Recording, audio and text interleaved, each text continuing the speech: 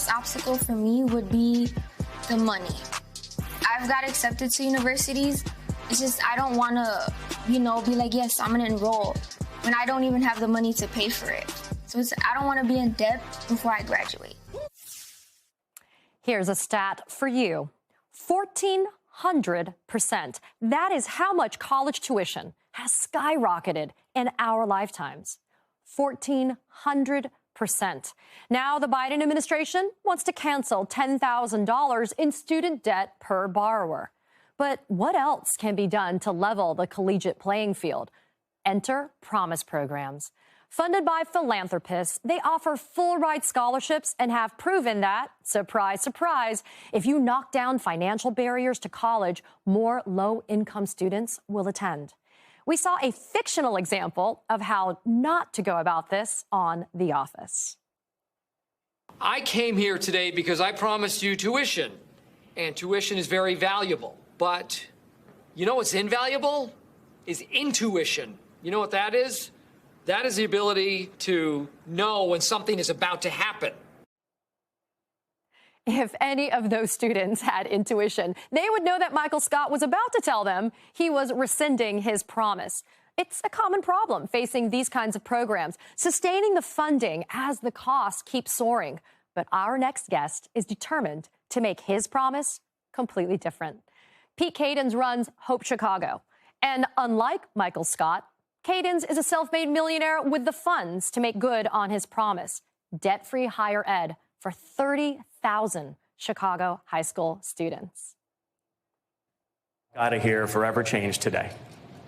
And that is because if you were a freshman, sophomore, junior, or senior at Johnson College Prep, your college tuition, your room and board, your books and fees will be paid for. You will go to college for free!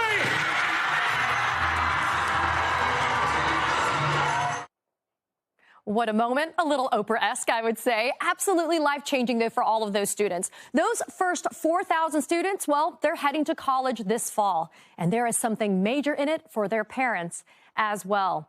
Philanthropist Pete Kadens, the founder and the co-chair of Hope Chicago, joins me now.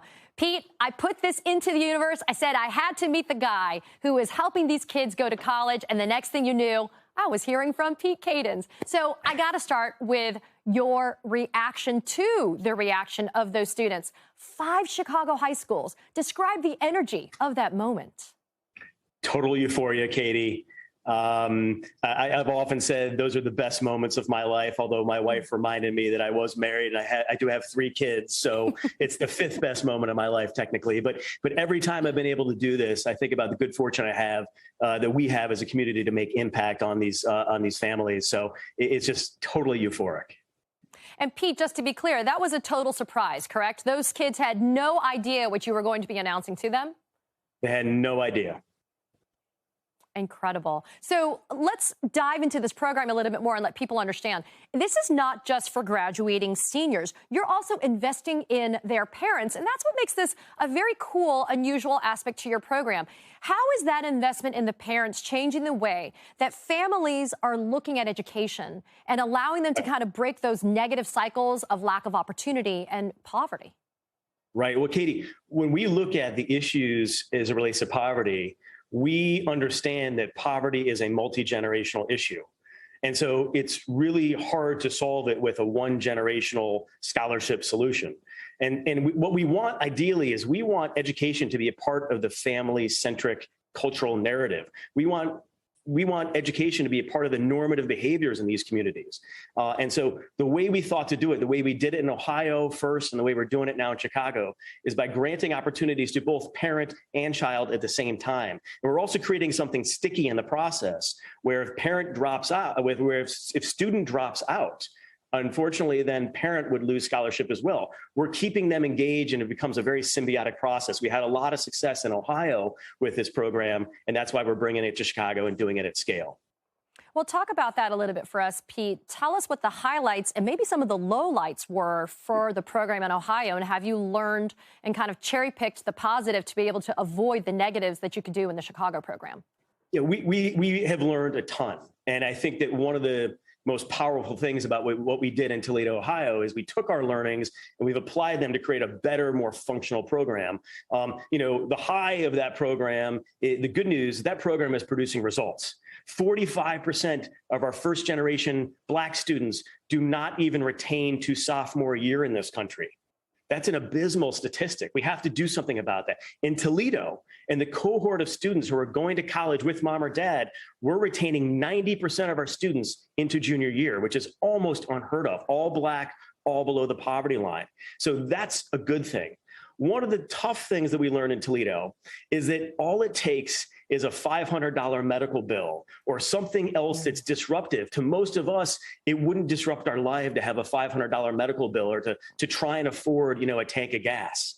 But to these students, their lives are so Darwinian in many cases that they think about dropping out of school for a $500 bill, even when tuition, room and board is paid for. And so what we decided to do as an adaptation here in Chicago is we decided to help them cover those expenses. We're giving these students $1,000 per semester and a stipend. We're providing them emergency services so they don't need to worry about a food scarcity issue or a transportation and logistics issue.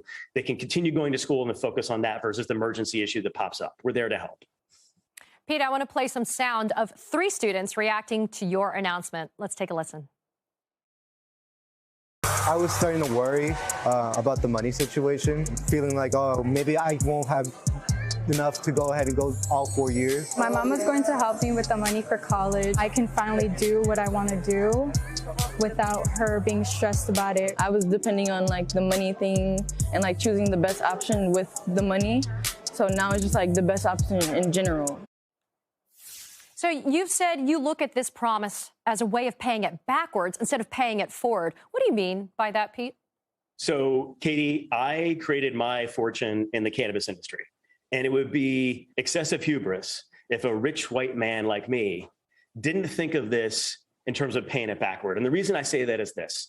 The cannabis industry was built by Black and brown people with their entrepreneurial instincts. The only difference between them and me is they went to jail and got cascaded into generational poverty, and I made a fortune. And so what I have to do, my process of reconciliation, is paying it backward to the communities who lifted me up, who gave me the tools and the assets to be able to do what I did in my career. And so I went to Toledo, Ohio, my hometown. That's a very impacted community relative to the war on drugs and poverty. And then, of course, the place I've lived for the last 30 years in the city I love, Chicago, Illinois, which is also very impacted by some issues on the South and West sides in particular. And so I'm paying it back to the people who gave me the opportunity by their hard work. And it's a process of reconciling some of the guilt I have about what I was able to accomplish on the backs of the people who really accomplished it in the first place. You've pledged $15 million of your own wealth. How are you going to inspire others to create this type of return on their investment and perhaps take their money and their wealth and put it into philanthropy?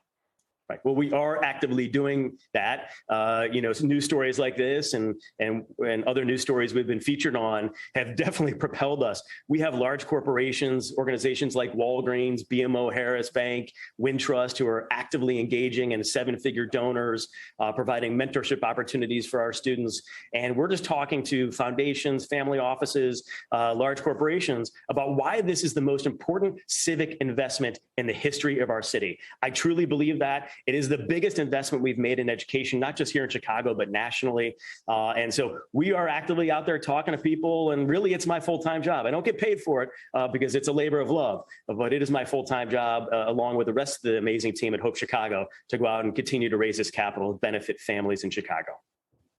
All I have to say, Pete, is it is a very dark time in America. So to be able to have you share this story, to take your money and to really put it where your mouth is pretty damn inspirational. So thank you, Pete Kadens, for being here today. And we're rooting for Hope Chicago. We'd love to have you back to let us know the returns on that investment. Thanks again. Thank you so much, Katie.